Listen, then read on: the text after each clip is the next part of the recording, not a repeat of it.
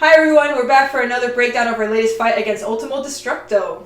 And Ultimo Destructo is not a joke robot. It's one of the only Swiss Army robots still in the competition. Yeah. He's an original builder from the Comedy Central days, so he's been around for a while. He knows how to build a robot, despite what a lot of YouTubers and online internet trolls think. I mean, Yeah. Sean really knows how to build good robots. He's a great engineer, works for Harris Corporation. Yeah, he builds like bomb disarming robots, like pretty serious stuff. Pretty serious stuff. So, Ultimo is definitely not a robot to underestimate.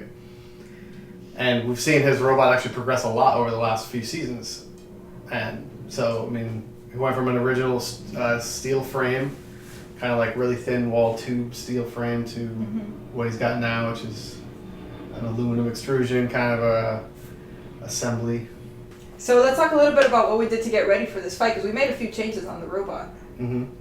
So actually, for this fight, we hadn't actually seen one of Ultimo's fights up to this point. And we've been so busy fixing our robot, and the schedule's never really lined up for us to get to see one of his fights.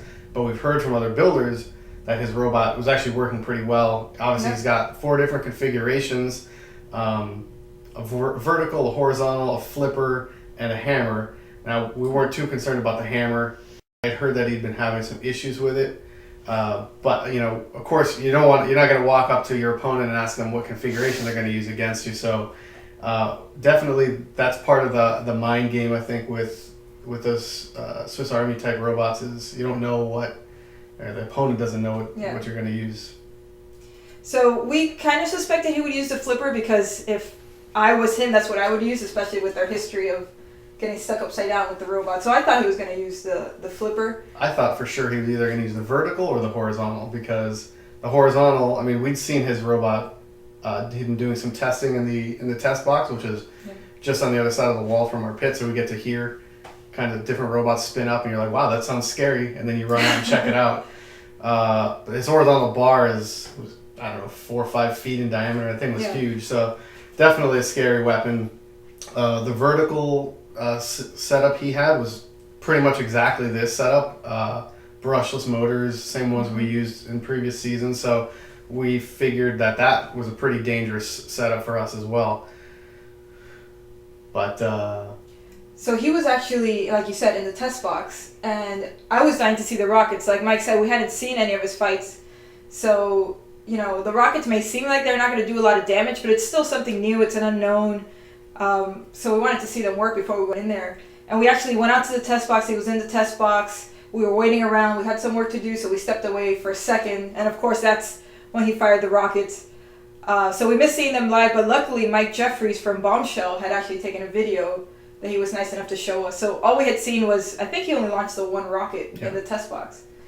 So totally different than what we actually saw, after the fact, because he actually had launched the rocket successfully in a previous match that we hadn't gotten to see. So once I saw that on TV, I think I would have been more concerned than I was at the time. But I mean, the rockets looked amazing. I love the idea of rockets on the robot. Yeah. Well, I wasn't too concerned about the rockets actually doing damage, just that they were like a 3D printed nose cone with a model rocket engine on the back. So if he shoots off 40 of these rockets in the arena, now you've got 40 hazards that your robot can potentially get high-sided on, and they were about this big in diameter, so definitely big enough for us to get stuck on. So that was really my main concern with them. But at the beginning of the fight, I kind of gave Sean time to fire them because I wanted to see how they worked, and obviously he put on a good show, but for whatever reason they misfired and didn't go off. It's so funny because at the beginning of the match, you race over to his square. He's kind of aiming them. It looks like he's going to shoot the rockets, but they don't go off, and you're just waiting like, do I go in? Do I want to be closer? The rockets do fire. So there's, I don't know, it seemed like an eternity at the time. Obviously, it's only maybe 5 seconds in real life, but. Yeah, so we're getting kind of ahead of ourselves. Let's go back to what we did to prep for the fight. Okay. So in our last 2 fights, we've used the same wedge, which had a lip on the front. Same wedge we used against Yeti. Yep. And after the Yeti fight, as we talked about in one of our first videos, we basically had to switch the drive motors out to long mags and do a bunch of other stuff. So we didn't actually make a new wedge after that fight, but we did grind it and modify it so it wasn't totally, unusable. It was bent and it was pretty messed up, but We use that against Blacksmith, and as we talked about in our Blacksmith breakdown, that lip basically sticks out just past the tip of the teeth. So and since we couldn't get under Blacksmith, it basically kept Blacksmith away from us, and we weren't able to really connect with a really good hit. So we opted, since we had some time after the Blacksmith fight, to weld up a new wedge, which we had brought parts for. So we took it out to the Lincoln Electric. We actually built up a whole second frame to use as like a jig for the wedge, and we brought that out to Lincoln Electric, and I think we have some pictures, so we can insert those right here. And so Lincoln Electric basically went out, we brought the thing out there all prepped and everything and ready to go, and they laid down some super nice welds on the wedge and got it all together for us. Yeah, which I think was actually a huge advantage of this fight. Because Ultimo is really big, so we're so small that we have to get up really, really close to be able to do anything to him. Yeah. This was like the best all around. We did have, obviously, we have a much bigger wedge that's like the Tombstone-esque. We're just kidding, it's Tombstone only. He's the only one that gets that wedge. And that's, about twice the size of this, thicker, but we have to make some other sacrifices. So that's really for like big horizontal spinners. Yeah, so this, we basically went in, when you go to fight a robot that can be any one of 4 weapons, you want the most generic configuration that you could possibly get. So like Mike said, this wedge is our lightest wedge configuration, which the rib armor on the robot right now has these holes through it, so these are titanium. But we actually have another set that's thicker aluminum that doesn't have the holes in them. So we made sure to put those on in case he did go with the hammer, or in case he tried to get those rockets in any of these holes. That would have been terrible to have one of those rockets going off like right in the robot. The other modification we did, after the first few fights, you noticed that we've lost quite a few tires in our first few matches. And we've used these Carefree tires every season, basically, but never these black ones. We've always used these light gray ones. And after the first 2 fights, we lost at least 1 tire in each one, I think. The rim has to basically, you have to press it in with like a press, as opposed to just a slip fit. We figured there's a lot of like radial force on the rim, or on the tire rather, which is causing it to, any little crack it gets, it just propagates and the tire just basically splits open. These tires are originally designed for like hand trucks and stuff like that, so they're not really designed for robot combat. But yeah, so what we did was, luckily Tormach was on site with mills and lathes, and Bronco actually happened, as we talked about in one of our other videos, Bronco happened to be a distributor for Carefree on the West Coast, so we got super lucky. Could not be more convenient. They had a ton of these tires there. We bought, I think, 8 of them from them, and of course, because whatever, bad design choices, we have running a custom outside diameter as well, so we had to turn them down, at least on the outside, and then we got to talking about this issue with the rim press fit. So Tormach was able to actually machine the inside and the outside of the rims down, or the tires down, to alleviate some of that stress. So we'll see if that works in this fight. And actually the guys from Bronco came over and helped us set it up, because they were actually doing something similar just a couple of matches before. So that was really helpful. Thanks, Bronco. It's always great to see that camaraderie in the pits. It's one of my favorite parts of the sport, so I like to point it out whenever it happens. Yep. So lucky for us, Tormach was on site, and we were able to get these things turned around. But of course, these tires actually, when you machine them, they make a lot of dust. So that lathe was so much full dust. of dust. It was everywhere. We spent, I don't know, at least an hour vacuuming out the lathe and hosing it down and stuff. And apparently, even the next day, Jason from Tormach was telling us that there was still a bunch of gunk in there. So sorry if that lathe is messed up now. Don't send us a bill, please. You can send us the lathe if you want, but don't send us a bill.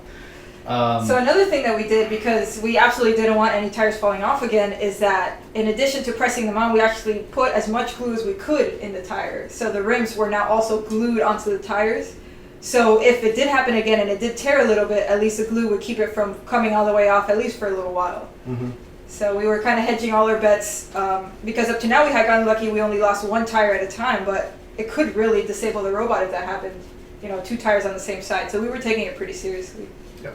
Let's talk about the fight itself. So when we were in line, you stand in line for a few matches before yours because they want to make sure that you're ready to go. And a couple of matches before, we see Ultimo. Obviously, his robot's so big it didn't even fit where the robots were lined up. So he had it kind of closer to the arena. And we see him pouring something on his tires. and wiping it off, and it's just like dripping all over the floor. Yeah. And it turns out it's a Coca-Cola. Yeah, it's literally Coca-Cola. So he's actually trying to put sugar to make the tires tacky, which, you know, I don't know how many ants he has in his house, but wherever that robot is stored, it must get attacked by ants every time he has to store it for a while, because that's crazy. It doesn't smell like Coke, but theoretically it should. I don't know. That's something new. I've never seen that before, but...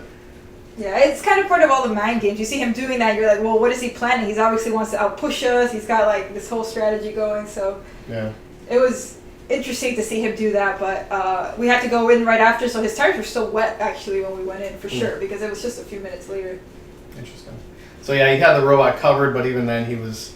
By then, we got to kind of see that he was going to use the flipper. Yeah. Obviously, he's got the thing uncovered enough to put Coca-Cola on the tires and kind of figured out what he had.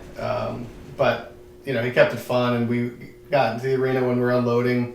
We saw that he had like a big cross on the front of the robot when they did their intro. That was pretty hilarious. Yeah, I love that. I love when they go through the extra effort of doing something specific for your robot like that. It's great for the show, and, you know, it's just great, like, sportsmanship before the match. Just kind of, like, loosens everything up, because obviously super intense for both of us. It was a make or break fight, so, you know, tension's pretty high, and that was just kind of a good lighthearted moment. Yeah, we didn't come up with anything good for our intro with him, because, you know, I mean, his logo is like a green skull thing with like crazy hair and we couldn't come up with anything that didn't look like it belonged on our team, because it's like the same color as the skulls and stuff. So yeah, so we just kept it to Voodoo Fingers, but yeah. So basically, let's talk about the fight. So it was a short fight, which we absolutely needed. I mean, they're saying, you heard Chris and Kenny say that we needed a dominant win. They're not kidding. I mean, this was, if we didn't get a knockout here, we would have, you know, our chances of the top 6 teams would have definitely been gone. So after you waited for the Rockets to fire and they did it, you just went really aggressive and tried to get a hit anywhere you could, basically, that wasn't the flipper, right? Yeah. You were doing everything you could to avoid the flipper. I was. And it just so happens that our robot, since it's so small, and we've talked about how big Ultimo is, it's just kind of fit right in between his wheels, which is crazy, really. Well, even before that, like, I tried to go around him, and he didn't really drive out of the square, so he actually was able to keep that flipper pointed at us pretty well. Yeah. And there was a second there where I thought he was going to get a flip on us right at the beginning. But like his robot is, you know, like this tall and super wide, so I was able to back off real fast and then get around the front corner a little bit. Yeah. And get a hit, at least push him, and then fit right in the side. So yeah, and you were able to get a couple of hits there, which was great to be able to do that. And so Ultimo Destructo obviously broke pretty significantly with those first couple of hits. And a lot of people think the robot just fell apart, but what actually happened is he has these 2 aluminum tubes. They have these flange welded on, and they bolt those side aluminum extrusions, like let's call them pods, drive pods. So the welds on those flanges are actually what broke. So that's why the robot kind of detached from itself. It's a pretty clever idea, because the tubes, that's how the weapon modules fit in. They actually like clamshell onto those tubes, which is pretty clever. I think that way you don't have to, like Bombshell in previous seasons when they were switching configurations, they actually had to take the whole robot apart, and basically the whole center module, so like the drive pods bolted onto that. So it was literally like a full robot rebuild. So let's talk about hammer time.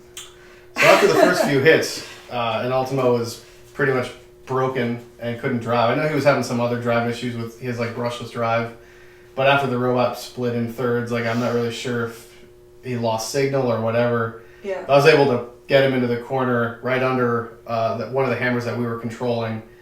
And our teammate Christian basically went to town, nonstop hammer.